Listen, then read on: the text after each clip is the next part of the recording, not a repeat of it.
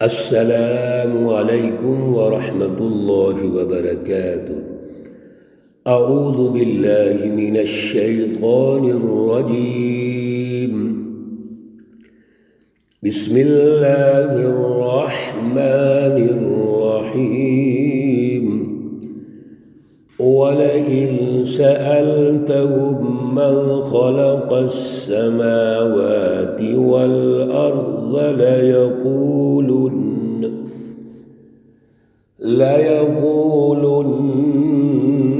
خَلَقَهُنَّ الْعَزِيزُ الْعَلِيمُ۔ صدق اللہ العلی العظیم۔ اللہم صلی علی سیدنا و مولانا محمد النبی الامی وعلی آلہ واصحابہ وبارک وسلم وصلی علیہ۔ معزز سامعین و سامعات، سورۃ الزخرف پارہ نمبر 25، آیات مقدسہ نمبر 9 تا 11 ہیں۔ اللہ رب العزت ان آیات کا فہم اور شعور عطا فرمائے اور عمل کی توفیق اور صلاحیت عطا فرمائے۔ گزشتہ درس میں اللہ رب العزت نے قرآن پاک کلام مقدس کے حوالے سے رہنمائی ارشاد فرمائی کہ یہ اللہ کی کلام ہے، اور جب اللہ کے پاس تھی تو مجرد عن الالفاظ تھی، اور جب دنیا میں آئی تو اللہ نے ان کو الفاظ کی شکل دی، اور الفاظ کی شکل بھی وہ دی جو اس دور کی ضرورت تھی۔ وہاں کے ماحول کے مطابق اللہ کے نبی رسول اللہ صلی اللہ علیہ وسلم پر نازل ہوئی تو عربی زبان میں نازل ہوئی۔ وہاں کی اس وقت کی جو زبان ہے، قومی زبان، وہ عربی ہے، تو اللہ نے عربی زبان میں کلام مقدس کو نازل کیا تاکہ اس کو سمجھا جائے، سیکھا جائے، اور پھر اس پر ایک عملی نظام بنایا جائے۔ میرے عزیزو، کسی بھی جگہ پر آج بھی دنیا کے اندر اگر کوئی قوم ترقی کرنا چاہتی ہے تو اس کا تعلیمی اور تربیتی جتنا بھی نظام ہے وہ اس کا اپنی علاقائی زبانوں میں ہوگا، قومی زبان میں ہوتا ہے۔ یہ ایک ہمارا ملک ہے کہ ہم الحمدللہ مسلمان ہیں اور ہماری علاقائی زبانیں ہیں، اور قومی زبان بھی اردو ہے، لیکن ہمارا تعلیمی تربیتی نظام انگلش میں ہے۔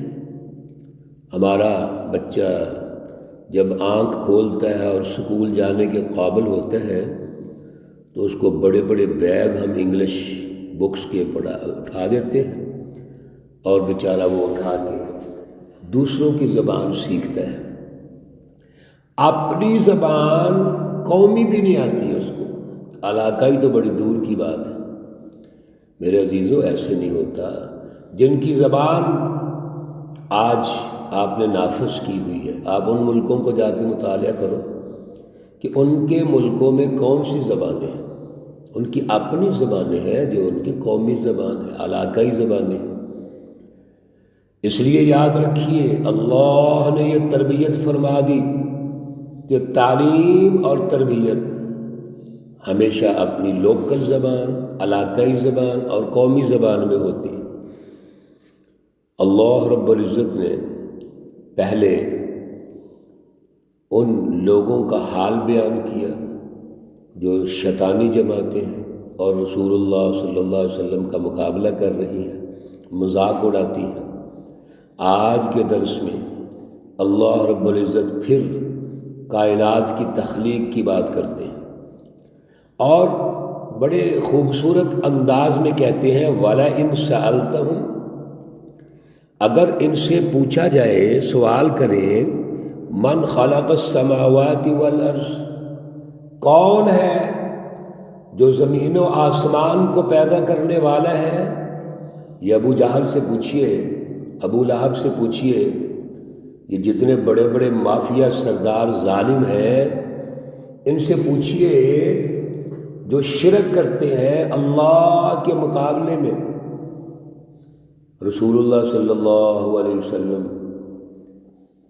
کو ٹھکرایا اور اللہ کے مقابلے میں شیطانی نظام کو پیش کیا، اللہ کا بھی مقابلہ کیا، اللہ کے رسول کا بھی مقابلہ کیا، فکر اور فلسفے میں بھی مقابلہ کیا، عملی نظام میں بھی مقابلہ کیا۔ تو ان سے پوچھیے ذرا کہ آسمان و زمین کو پیدا کرنے والا کون ہے؟ لا یقولن، البتہ ضرور کہیں گے، یعنی ان کا کوئی اور جواب نہیں ہو سکتا، لازماً یہ جواب دیں گے خلقہن، ان کو پیدا کیا ہے العزیز، جو زبردست ہے، غالب ہے، العلیم، ہر چیز سے باخبر ہے۔ ان کو پیدا کرنے والا اللہ ہے، جو العزیز بھی ہے، العلیم بھی ہے۔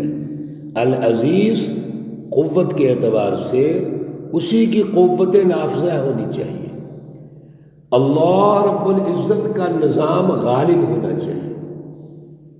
صرف اللہ ہے جو غالب ہو سکتے ہیں اور رہ سکتے ہیں، فطرتی طور پر اللہ ہی کا غلبہ ہے، اور العلیم ہے جو ذرے ذرے کو جانتا ہے۔ اللہ رب العزت جو تمام چیزوں سے باخبر ہے، اسی کا غلبہ ہونا چاہیے۔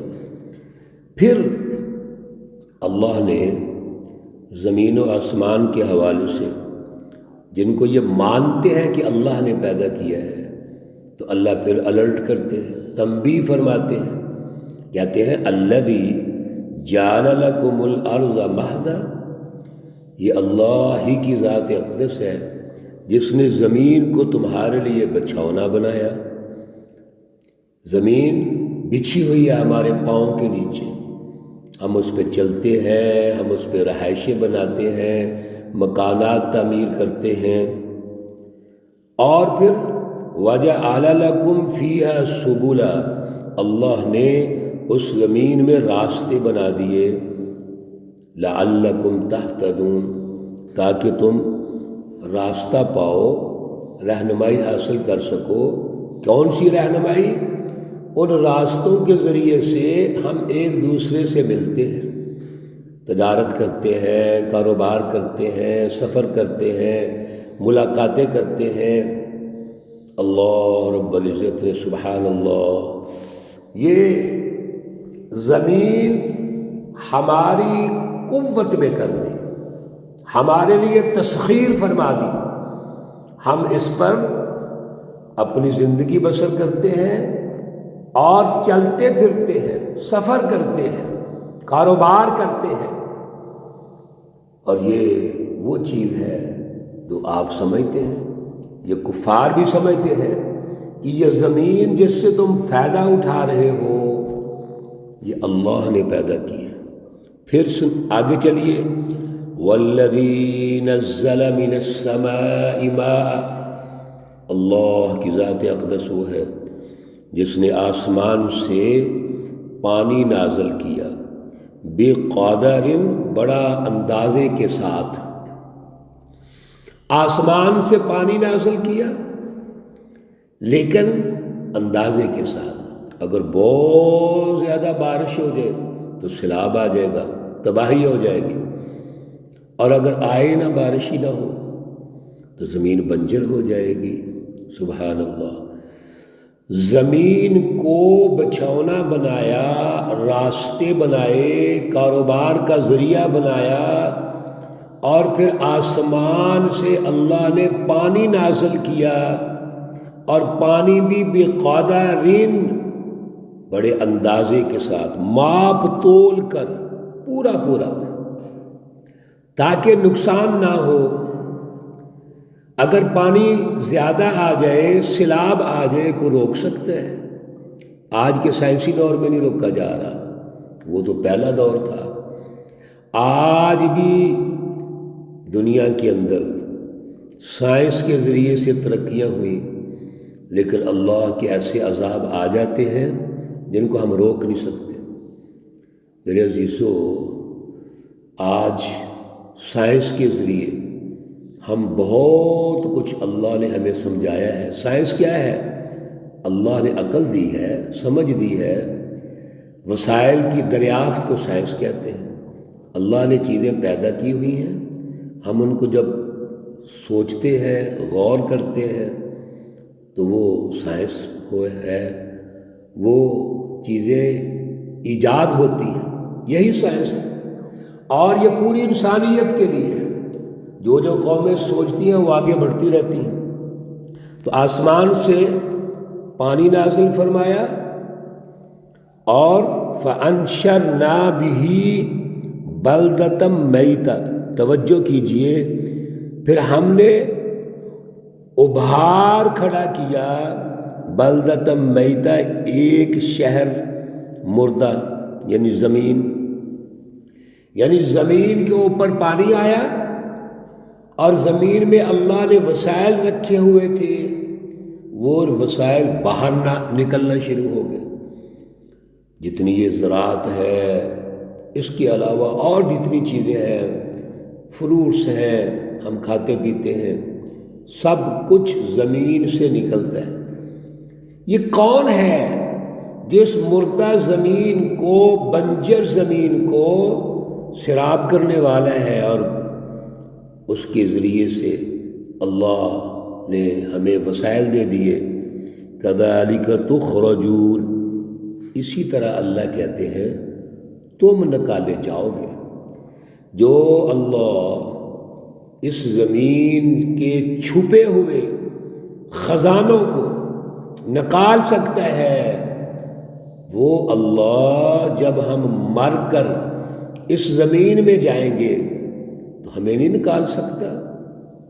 اس بات کو سمجھیے اے اہل مکہ، اور ان کے تناظر میں آج ہم نے بھی سمجھنا ہے کہ یہ اللہ ہی ہے جس نے ہمیں پیدا کیا، جس نے آسمان و زمین پیدا کیے، جس نے وسائل پیدا کیے اور زمین سے نکالے۔ سب کچھ اللہ کا ہے۔ ہمیں بھی اللہ نے پیدا کیا، ہمیں عقل اللہ نے دی، سائنس اللہ نے دی، سمجھ اللہ نے دی، صلاحیت اللہ نے دی ہے، تو پھر اللہ کا انکار کیسے کرو گے؟ کوئی بے وقوف ہی اللہ کا انکار کر سکتا ہے، بے ذوق انسان اللہ کا انکار کر سکتا ہے۔ جس میں انسانیت ہے، اعلیٰ دماغ ہے، وہ اللہ کا کبھی انکار نہیں کر سکتے۔